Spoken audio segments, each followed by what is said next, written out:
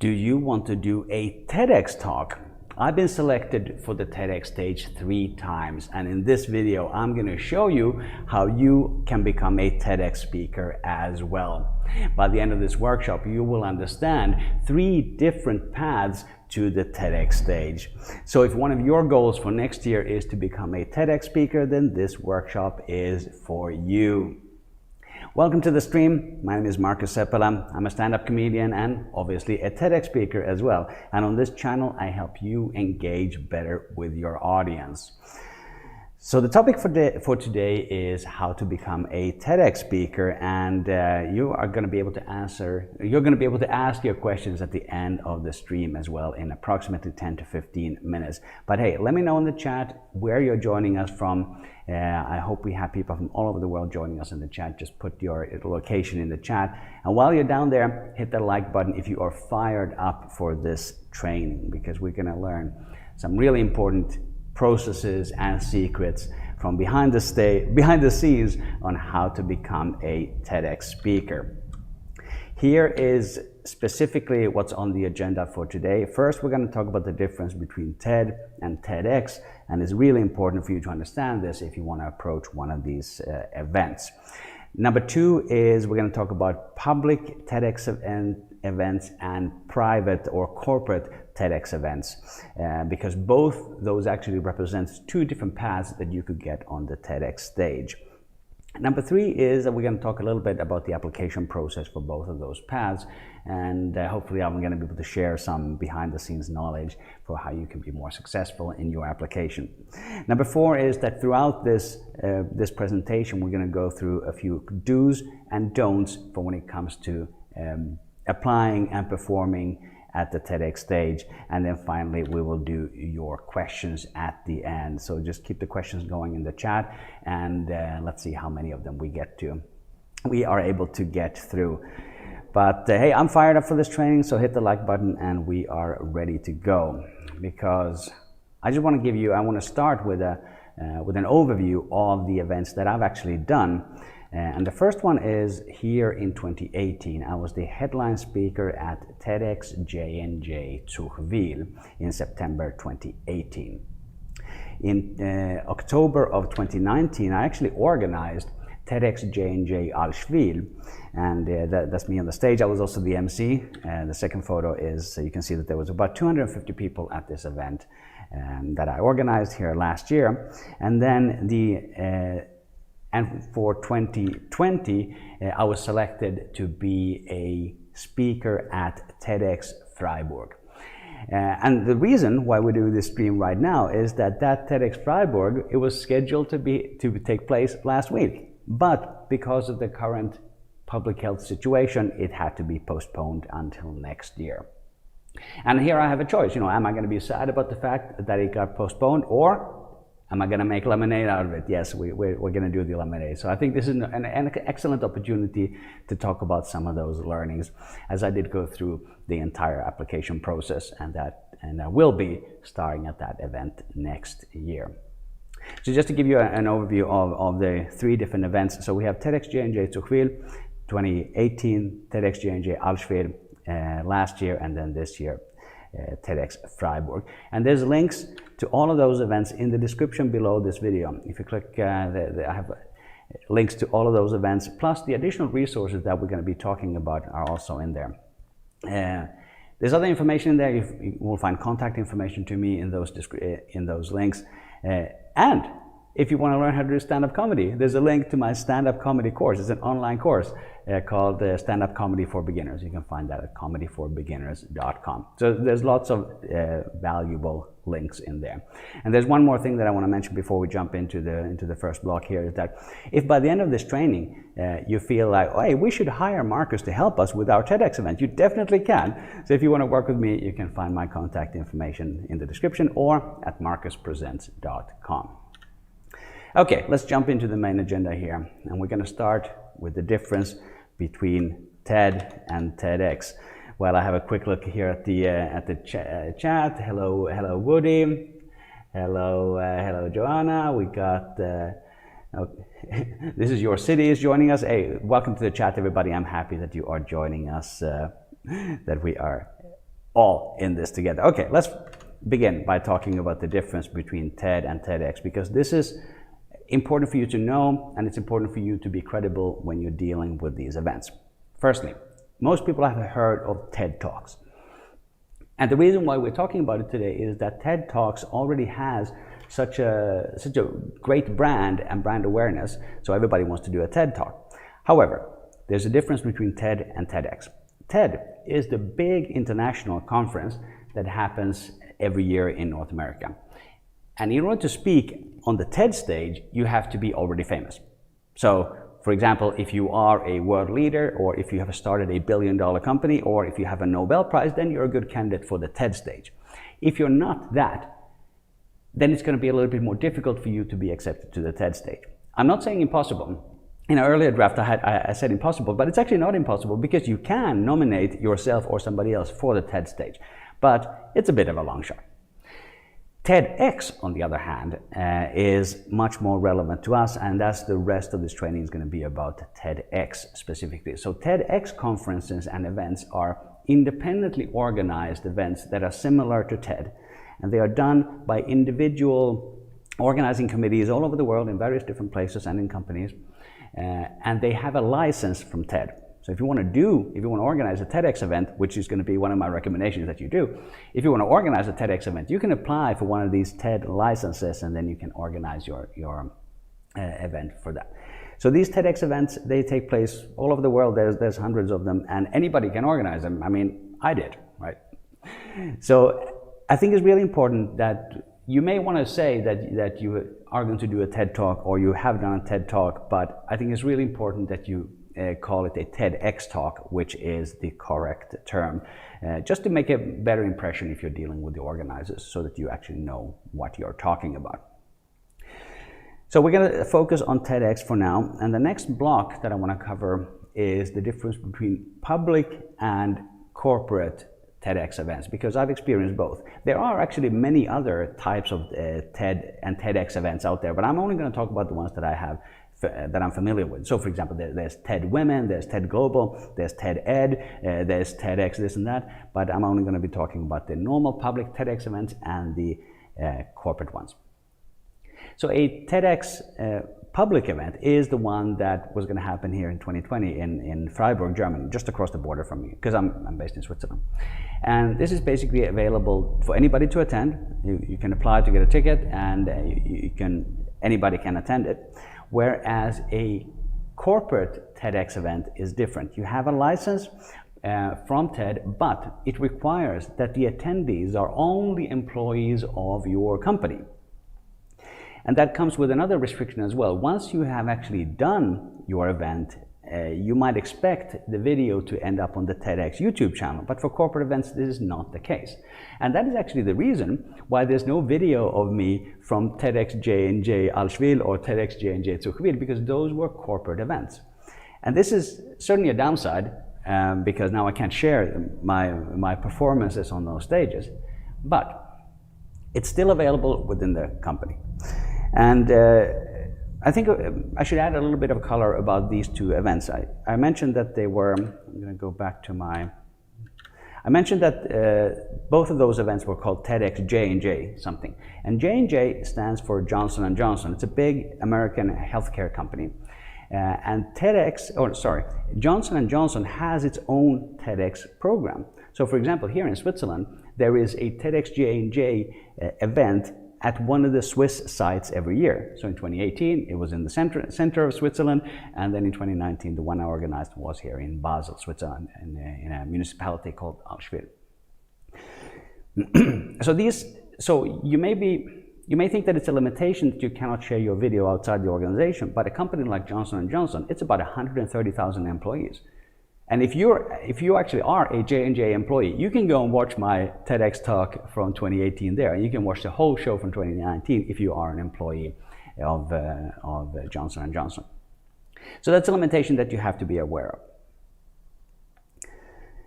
Next, I want to talk about the kind of level of difficulty when it comes to these three different choices. So we talked about the three different experiences. One was to apply to be a speaker at the public TEDx event.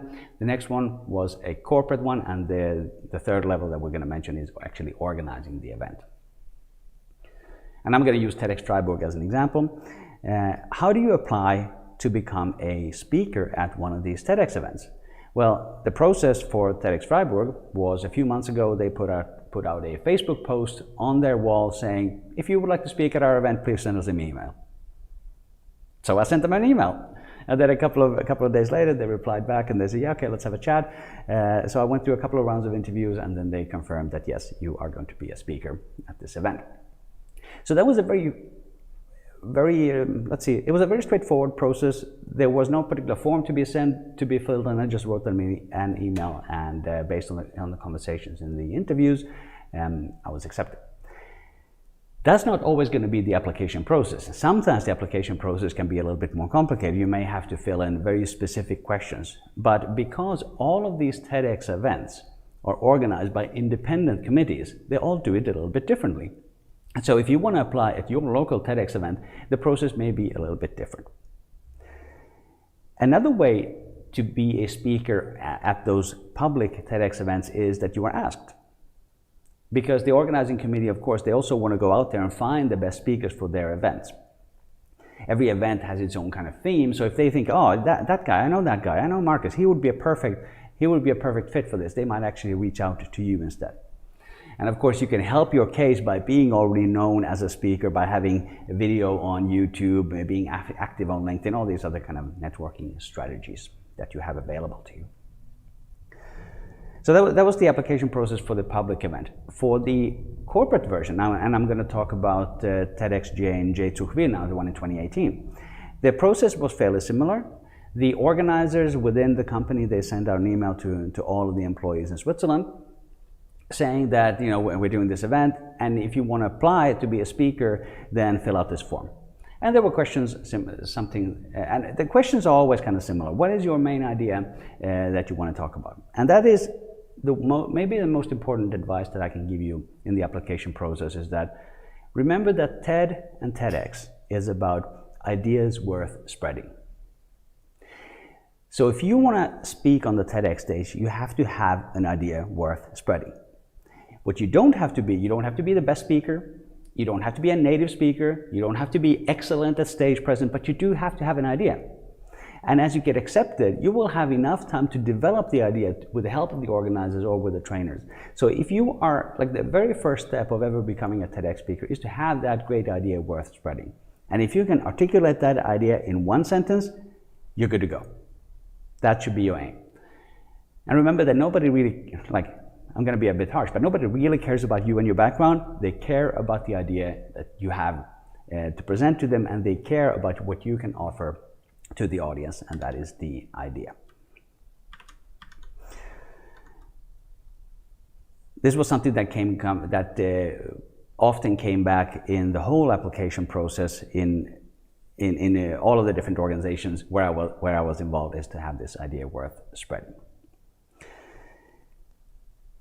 And I think one of the great insights that I have in this area is that now I have also seen the application process from the other end.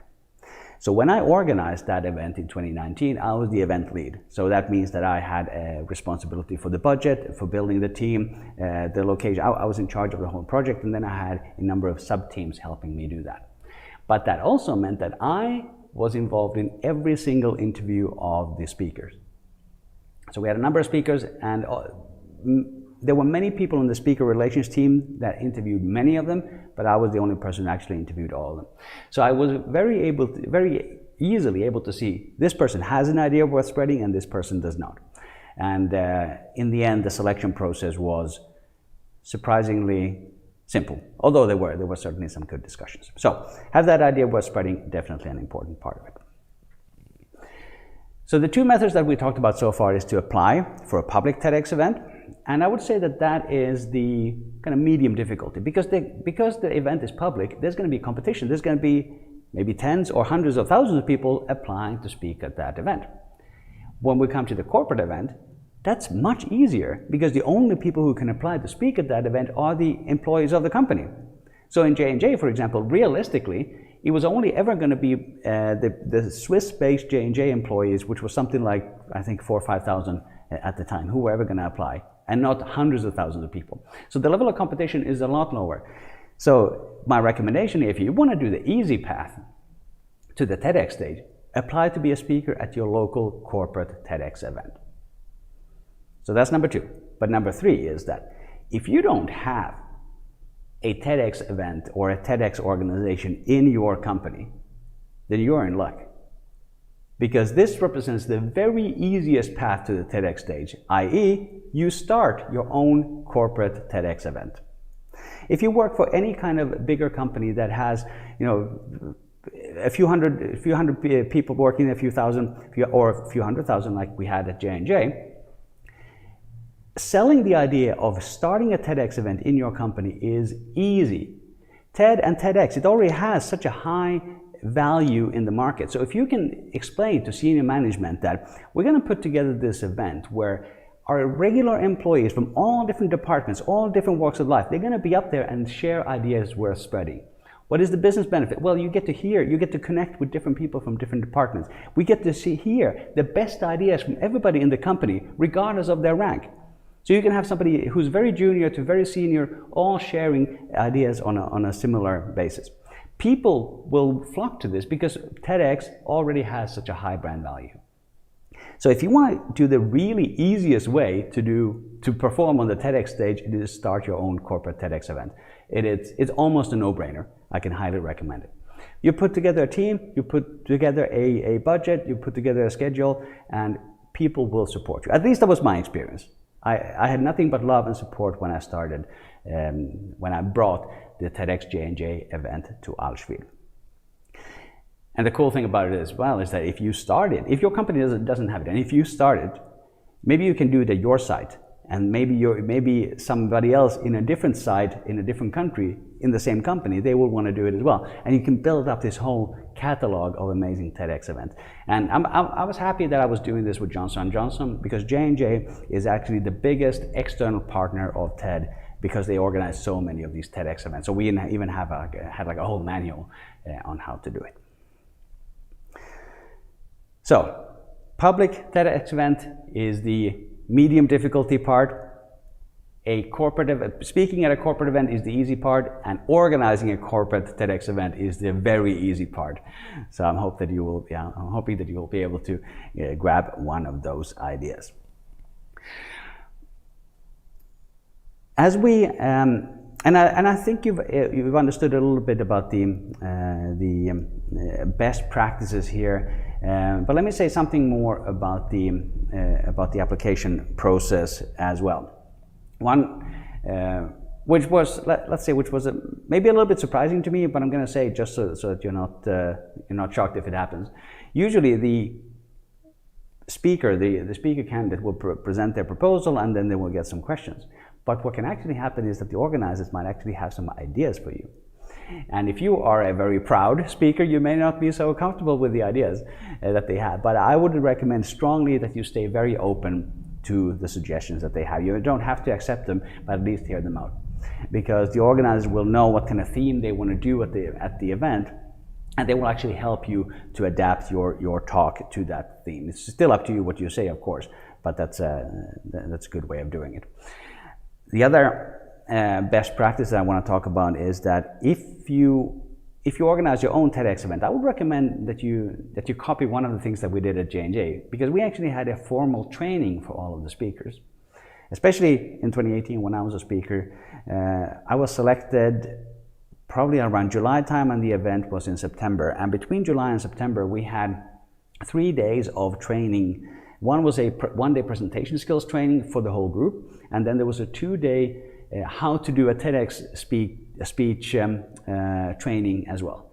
And I will say about the presentation skills training that it was not particularly useful in terms of the content, because I didn't really get along with the style of the trainer. However, it was an extremely powerful method for building the group.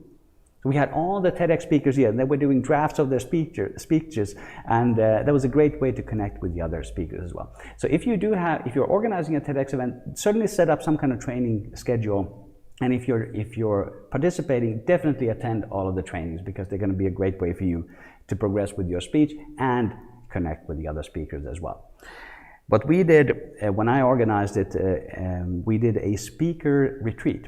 So we actually called all the speakers to our site. We grabbed a conference room for a day, and everybody was able to do the drafts of their speeches. And this was about 3 weeks before the actual event.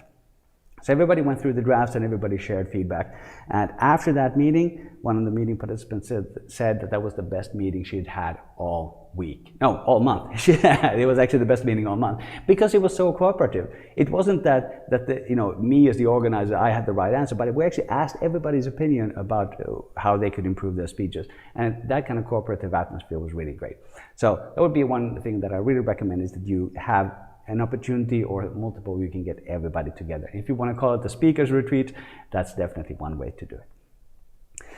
So hey, I'm going to jump over in a moment to our Q&A here, but sorry, I'm going to walk through just something here on the slides here. Yes, of course. Hey, if you've been getting some value from this video, please hit the like button. Just make that like button blue there, of course. And if you do want more communication tips from me, also subscribe to the channel. I post a new video here every Thursday, and all of them are related to helping you communicate better with your audience. So sometimes it's about how to do it on video, sometimes it's about how to do it on stage, or the comedy stage, or the TEDx stage, as the case may be. And just before we move over to the Q&A, and just a reminder that if you do want to work with me, if you want my help as a TEDx expert, you can definitely work with me as well. Just reach out at markuspresents.com. So we're gonna jump over to the Q&A. There is one more link that I want to put on the screen for the recording. If you do want more information about, if you want to learn more about public speaking skills that I've learned, I have a whole playlist about public speaking, and I'm gonna put the link to it so that you can see it on the recording here above me. But okay, let's jump into this. Q&A. Just put your questions in the chat. I'm gonna just take a moment to read through what we already have here, and then I'm gonna come back to you in just one moment. Okay. Okay. We got Poland. We got Canada. I love Canada. Very good. Okay, I'm gonna see if I can read Joanna's question here real quick. I'm gonna make a small adjustment. There we go. Do you need to be a specialist in the field to become a speaker? How is the response? How is the process for choosing the theme of your speech? Okay, so do you need to be a specialist? The official guidance from TED is that you don't have to be the expert, but you have to be an expert. So I would say yes, you have to be a specialist on something, because you need credibility, right? People need to understand why they should listen to you. So for example, if I were to do a TEDx talk about things that I've learned from the stand-up comedy stage, it helps that I've been doing stand-up comedy for 3 years and actually have learned something. So you do need to have some kind of expertise in the area so that people will want to listen to you. But that expertise doesn't have to come from education. It doesn't have to come from your work. It could be what you do in your free time, or if you study the topic or something like that. So I would say yes, you should be some kind of specialist in the area. At least you should know what you're talking about. And the application process, the theme of your speech. Okay, that's actually a very good question. So how do you choose the topic of your TEDx talk? Each of these TEDx events, they have a particular event theme. And if I go back to, let's see if I can quickly go back to my list here. I'm gonna put this on screen. So this, for example, is my poster from Zuchwil, and the topic for this, the theme for this event was Dare Together. So that's why you can see that there's some text there about daring to do things. So that there was the overall theme for that was Dare Together or something like that, and it was about being brave and doing things. And then the theme for my event was creativity. And then for TEDx Freiburg, if I remember correctly, it was Tales of Tomorrow.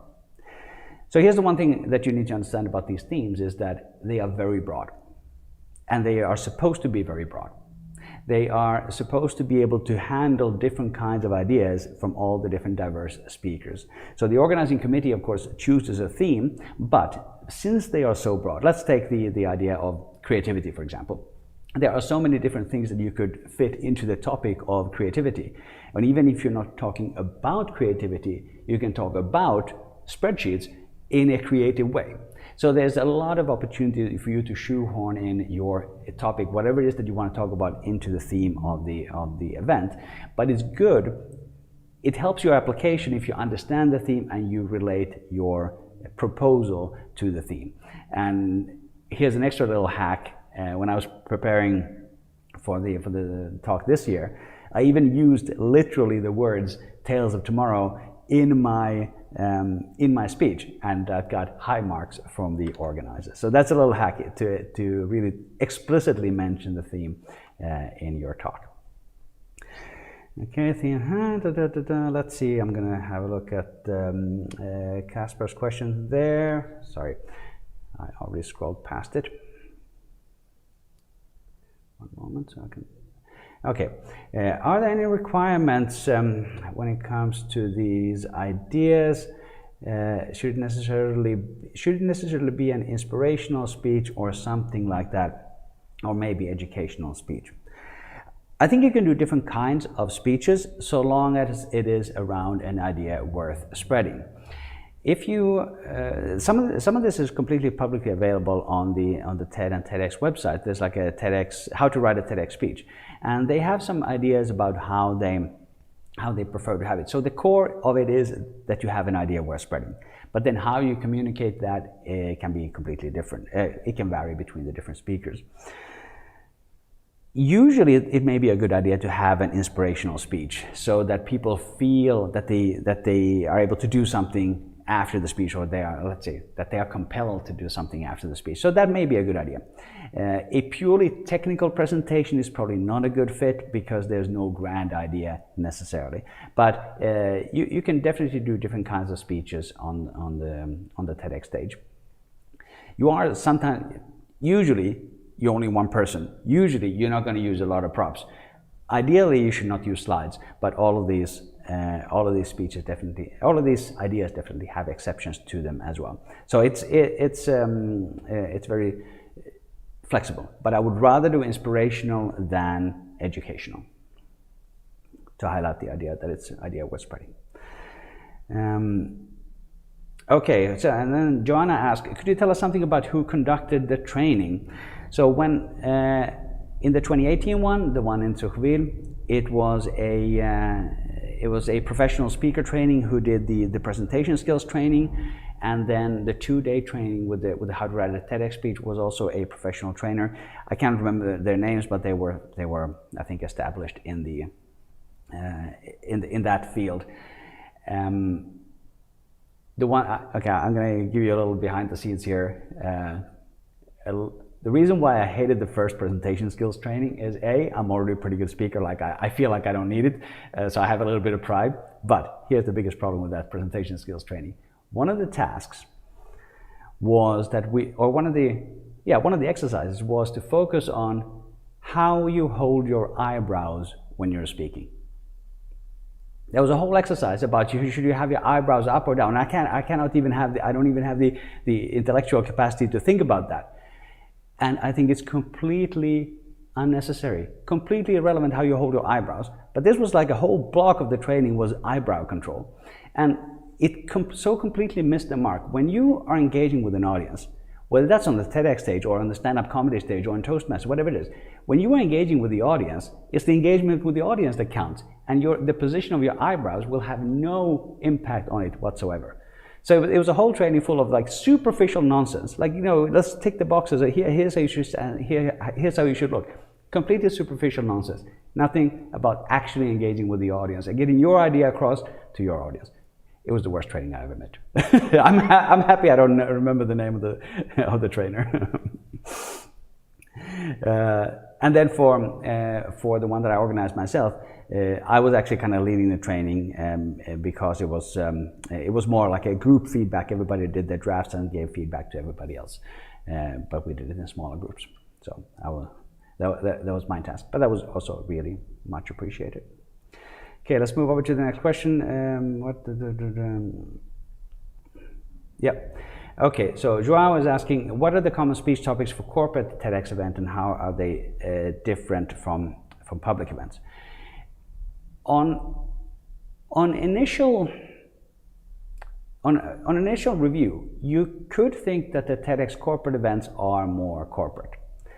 And when I did my first corporate TEDx event, this is what I expected as well. But that is not what I found out at all.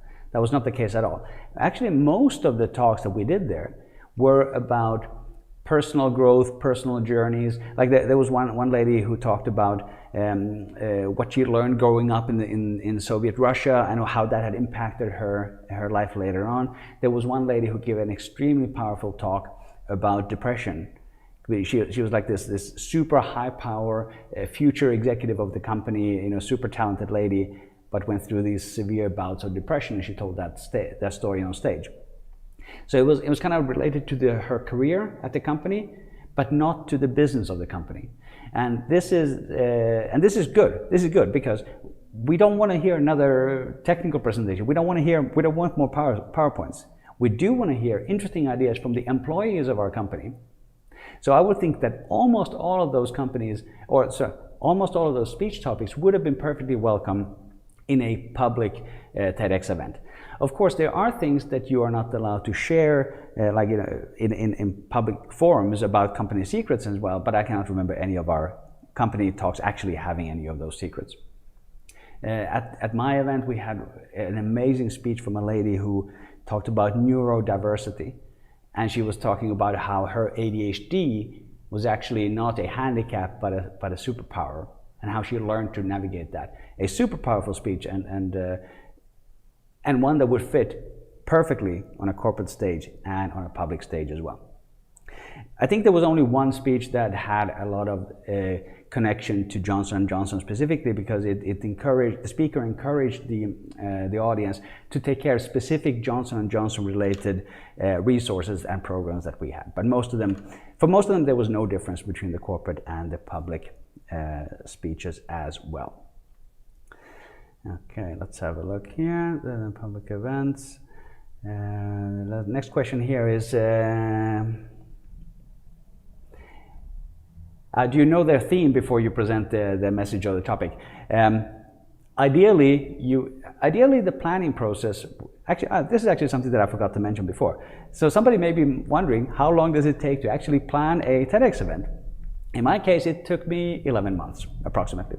So after the one that I did in September 2018, it took a month or so until it landed on the J&J intranet, and then the CEO of our company saw it, and she said, Markus, you did a nice talk there, you should organize the event here next year.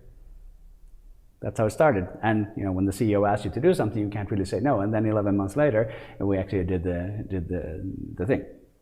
So for me, it was clear very early on that the theme was going to be creativity in some way. And I think that is one of the first things that you want to plan. What is the theme? What is the timeline? What is the budget? And then you can figure out who are the speakers. Then you can figure out who's the team. But the theme and the budget should be in early on. So yes, you should know it quite early on. But it's not always the case. And because the theme is so broad, it's not really a problem in practice, I think. Plus, you can always tweak your idea a little bit to adjust for the theme if you find it out only later. Okay. We got St. Louis, Missouri. The only thing I know about St. Louis is that there's that arch, and that's been designed by a Finnish architect, and I'm ethnically Finnish. So that is the one thing I know about St. Louis. Plus, there's good roller coasters there as well. Sorry, that was me on a tangent. Okay, so let's see, Joanna, could you please tell us details about the start and event? Yeah, okay, so a little bit of details about how you actually start an event. I'm going to double check that just so that I'm sure, but I'm pretty sure that I put in the description below this video, I have a link, I think it's link number 2 in the, I have a section called additional resources mentioned in this video, and I think it's number 2 that says how to organize a TEDx event. So it's the full guide on how you do it. But in principle, you need 2 things to start with. One is a kind of basic idea of where and when you want to do it, and kind of, you know, an idea how you're going to get money, some broad ideas. And then the second thing is that you have to apply for the license. And here's an important distinction between different kinds of licenses. If your TEDx event has up to 100 participants planned, then anybody can apply for that license. If your TEDx event is going to have more than 100 participants, then not everybody can apply for that license. In order to apply for a license for a TEDx event that's bigger than 100 people, you will have to have attended one of the big TED events. So not the TEDx event, but one of the big TED events. So either the big one, or TED Global, or TED Women, whatever it is. And I know that this year they also did it virtually.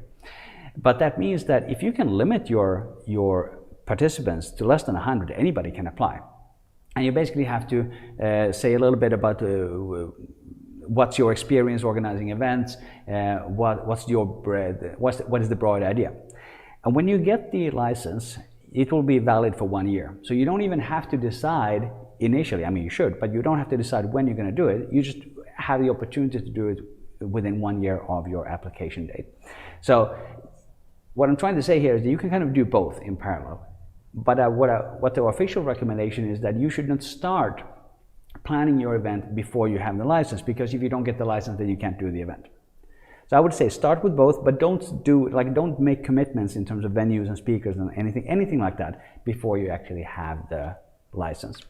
But have a look at the links. There's a whole section on the TED website. And typically,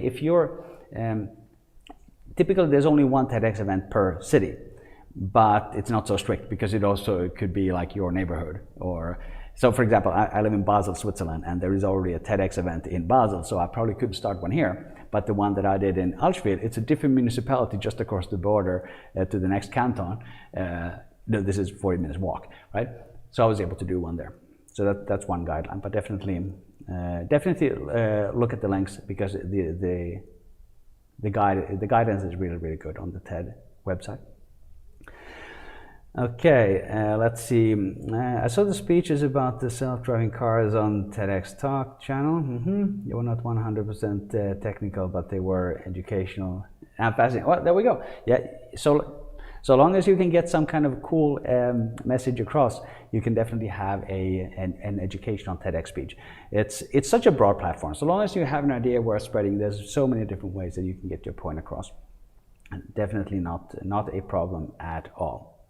And actually, I think the organizers like to have a mix of different kinds of speakers and different kinds of speeches, because nobody wants to sit there and listen to 12 inspirational speeches, really. I mean, they're not that much fun. So it's a good idea to have a little bit of mix. So for example, I had jokes in mind, because I was talking about stand-up comedy, of course. And I had a joke that was rather risque as well, but it got a huge laugh, so it's all good. But people were a bit shocked, because it was not entirely family friendly. Okay, let's see. I'm going to move over to the chat here. We have the speaker talks. Why is it important that let's see. Good comment. It's definitely, if you wanna reach a wide audience, you definitely want to have simple words, and you want to have an easy access to the talk. It should not require a degree to understand your talk, because they should generally be to the public, even in a corporate environment. Because some of your colleagues are going to be scientists, some of them are going to be engineers, some of them are going to be lawyers like me. So you definitely want to have words that everybody can understand. Completely agree with Casper there. Okay, balance and makes sense. Okay, I'm going to move over to the next here.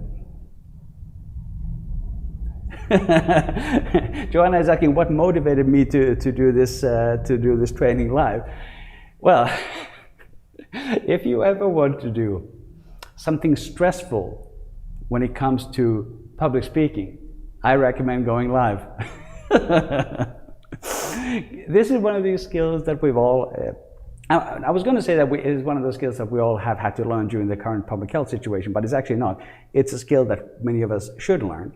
So I've been enjoying going live on YouTube now for a few months. So I've done a live stream on how to introduce a speaker. I did a live stream about my famous no excuses policy. I'm going to put a link to that here as well. And to the introduction one, and then I've even done a couple of live streams about how to use the Black Friday deals that are coming up for upgrading your home office and your video conferencing setup.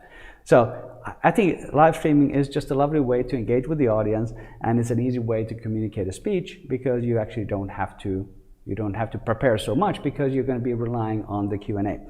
But here's the real hack though. And this is actually a video that's coming out in the near future. Q&A is such an underappreciated part of public speaking.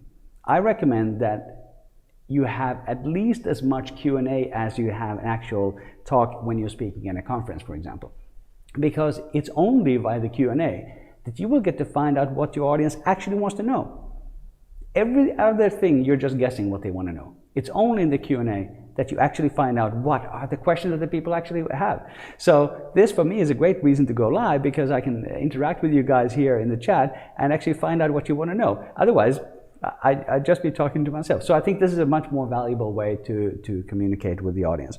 But the stress part of it is amazing because you have technical difficulties, you have problems with your screen, some other things just happened before I went live.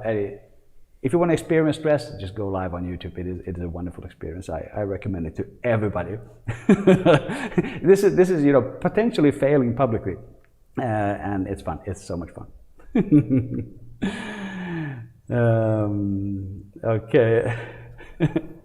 Okay, and very good. I do have nice hardwood floors. I really like the hardwood floors from Juju there. The best thing about those hardwood floors is that they have this underfloor heating. So there's like a warm liquid underneath the floor. So the floor is always warm. And now during wintertime here in Switzerland, that is the thing that makes me happy. Okay. Okay, one question here is from I Celebrate You 365. I enjoy YouTube lives. Well, it's different from Facebook. I definitely think it's different from Facebook for a reason that may be surprising to you, or maybe that you didn't think about. YouTube is the only social media platform where your content lives forever. This stream, once it's done, it can be searched, it can be found, and people can enjoy it 2 years from now. With a Facebook live stream, there is no way that anybody's going to find your old Facebook live stream because Facebook, Instagram, all these other things, it just scrolls past, right? YouTube is a search engine. So you're going to be able to find this 2 years from now and you're going to be able to enjoy the content. So I would definitely say that YouTube Live is better than Facebook Live for discoverability and searchability, and it also helps to build your authority. Completely agree there. Okay, we got a little, thank you Markus, that sounds good. That sounds good. Thank you, Joanna. So as we are approaching the end of the questions here, I do want to thank you for joining us, and I'm going to jump over to one last tip here before we move on, and it's something that I'm going to put on the screen. I mentioned before that I have a lot of that I've learned a lot of public speaking skills from the Comedy Club, and I've actually put them together into a series of videos called Leadership Lessons from the Comedy Club. If you want to check out that series, click or tap the screen right here, and for another video from my channel, click or tap the screen right here. And also remember to subscribe to my channel for more communication tips. Thank you for watching, and I will see you in the next video.